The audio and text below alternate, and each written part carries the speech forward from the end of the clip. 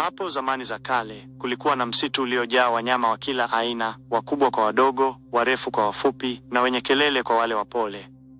Msitu huo uliitwa msitu wa Kelelezi, lakini kwa kushangaza, wanyama wake hawakuwa na njia nzuri ya kuwasiliana haraka.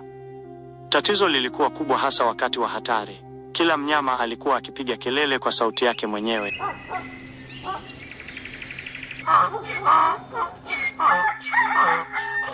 Mwishowe hakuna aliyemwelewa mwenzake vizuri, na mara nyingi walikimbia ovyo ovyo bila mpango.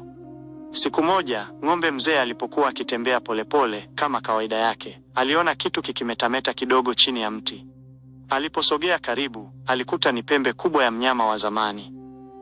Hii ni nini tena? Alijiuliza huku akitazama. Akaijaribu kuipuliza.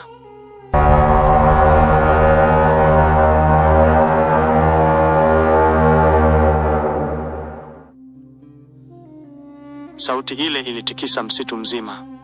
Ndege waliruka juu kwa hofu, sungura akaruka hadi akaangukia kichakani, na kobe yeye hakujua kinachoendelea mpaka baada ya dakika 5. Dakika chache baadaye, wanyama wote walikusanyika pale. Simba, mfalme wa msitu, alifika akiwa na mwendo wa kifalme, lakini akihema kidogo, kwa sababu alikuwa amekimbia haraka zaidi ya kawaida. Ni nani aliyetoa hiyo sauti ya kutisha? Akauliza kwa sauti nzito. Ng'ombe mzee akainua pembe juu na kusema kwa aibu kidogo, ni hii. Tumbili akacheka. Hiyo si pembe, hiyo ni kipaza sauti cha babu. Wanyama wote wakacheka, hata Simba akatabasamu kidogo. Lakini baada ya muda, Simba akawa makini. Hii inaweza kuwa suluhisho la matatizo yetu. Tutaweka ishara, puliza mara 1, mkutano, mara 3, hatari.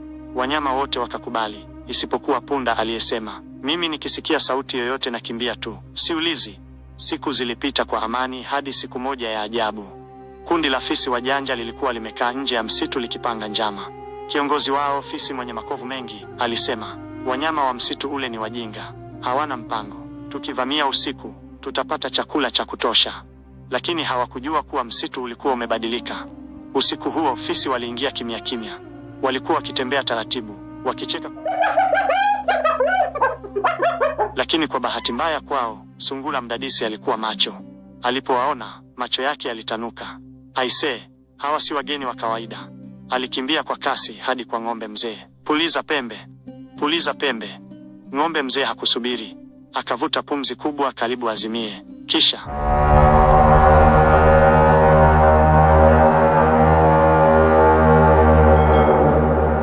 sauti ilisikika kila kona. Ndani ya sekunde chache, Simba alikuwa tayari, akitikisa manyoya yake. Tembo alikuwa amesimama kama mlima. Nyani walikuwa juu ya miti tayari kurusha matunda na vitu vingine visivyotajwa. Punda alikuwa amejificha nyuma ya jiwe, lakini alitoa kichwa kidogo kuangalia. Vita vilianza. Fisi walipona umoja huo, walishangaa. Hawa si wale wale tuliozoea. Simba akanguruma, huu ni msitu wetu.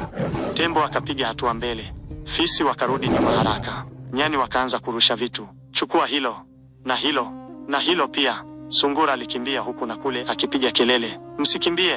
Wanakimbia wao. Kwa mara ya kwanza, fisi walipoteza mwelekeo. Badala ya kuwinda, wao ndio waliokuwa wanakimbizwa. Baada ya muda mfupi, walikimbia nje ya msitu wakisema, hatutarudi tena. Msitu huu una kelele sana. Baada ya ushindi, wanyama walikusanyika. Simba akasema, leo tumeshinda, si kwa nguvu tu, bali kwa umoja na akili. Tumbili akaongeza, na pia kwa sababu ya hiyo pembe ya babu. Wanyama wote wakacheka kwa furaha. Kuanzia siku hiyo, pembe ile ikawa ishara ya mshikamano, ulinzi, na pia sababu ya vicheko kila mara ilipopulizwa. Na somo lao likawa, umoja, mawasiliano, na hata ucheshi kidogo vinaweza kushinda hata adui mjanja zaidi. Mwisho. Kama unapenda hadithi tamu kama hizi, tafadhali niunge mkono kwa kusubscribe na kubonyeza kengele hapo juu. Hivi ndivyo unavyoweza kuwa wa kwanza kuzitazama kila zinapotoka. Mchango wako ni nguvu yangu, na bila wewe safari hii haiwezi kuwa ya maana. Asante kwa kuwa sehemu ya familia yetu ya hadithi.